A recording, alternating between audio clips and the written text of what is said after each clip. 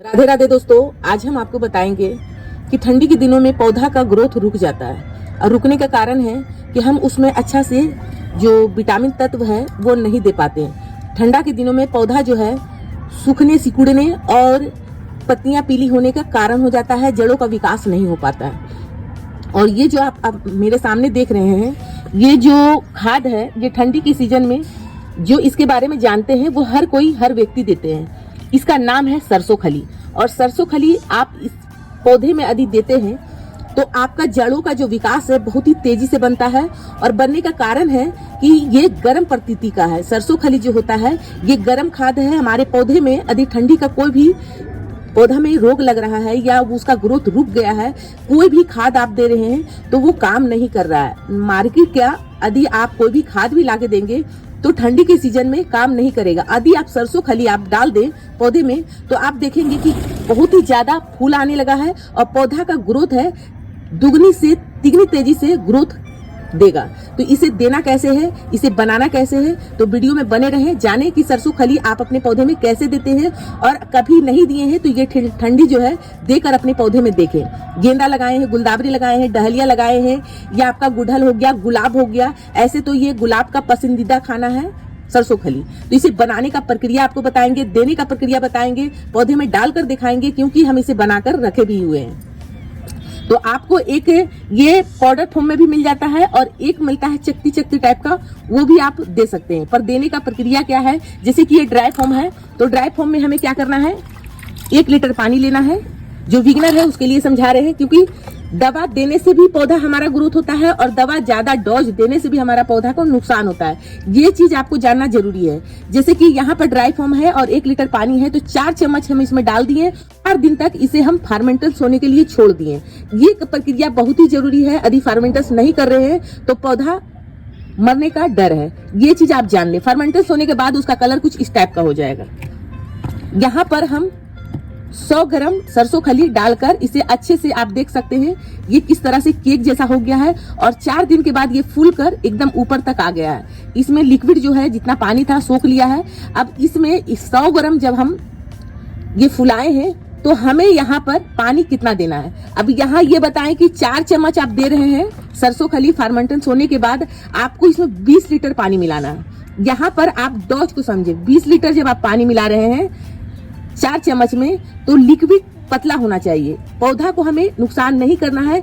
ये पानी, ये जो लिक्विड बनकर तैयार होगा, हमारे पौधे का जड़ों का जो विकास होता है बहुत ही तेजी से होता है, जिसके कारण से पत्तियां तो बनेगा ही, डाल और फूल भी उसमें ग्रोथ होगा, तेजी से आएगा, कली का साइज बढ़ेगा और पौधा लगेगा ही नहीं कि हमारा पौधा में इतना ज्यादा फूल कैसे आ रहा है। तो कारण कुछ इस तरह से।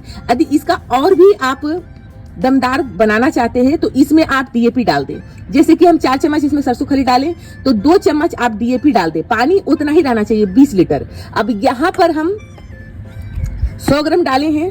यहाँ पर हम 100 ग्राम ये लिक्विड डालिए, यानी कि ये ड्राई फॉर्म डालकर इसको अच्छा से फर्मेंटेशन कर लिए हैं 4 दिन। तो 4 दिन के बाद हमें यहाँ पर 40 लीटर, 20 के बाद 40 लीटर हमें पानी में डाल देना है। तो इस तरह से आप ये हम लिक्विड यहाँ पर ये मिला दे रहे हैं। थोड़ा सा इसमें गंध भी आएगा, कुछ कलर इस प्रकार से रहेगा। जितना इसका डोज पतला दे उतना अच्छा रहेगा।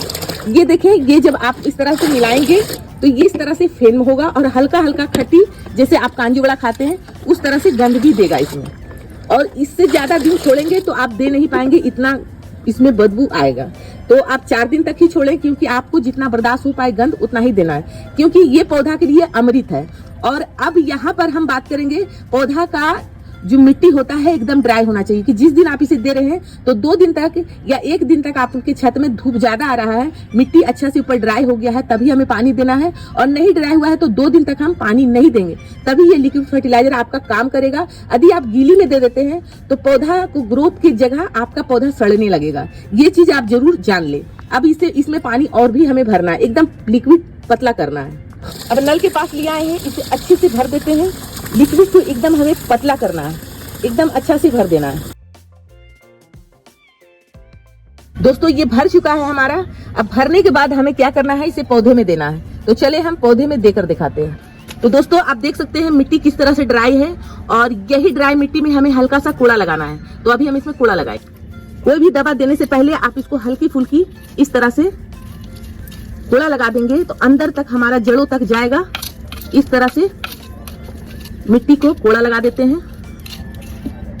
अब इसमें हमको ये लिक्विड देना है, देखिए एकदम पतला है, तो इस तरह से हमें डालना है। इस तरह से डालने के बाद हमें क्या करना है, ज्यादा नहीं देना है, डीएनए होल से हमारा निकलना नहीं चाहिए, इतना ही आपको देना है।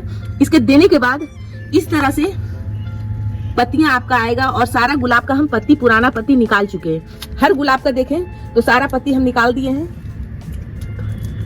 इसमें जो ग्रोथ आएगा तो पत्तियां के साथ भी कली लेकर आएगा। ठंडी के सीजन में गुलाब में ढेर सारे कली बनेगा और न्यू ब्रांच भी आएगा।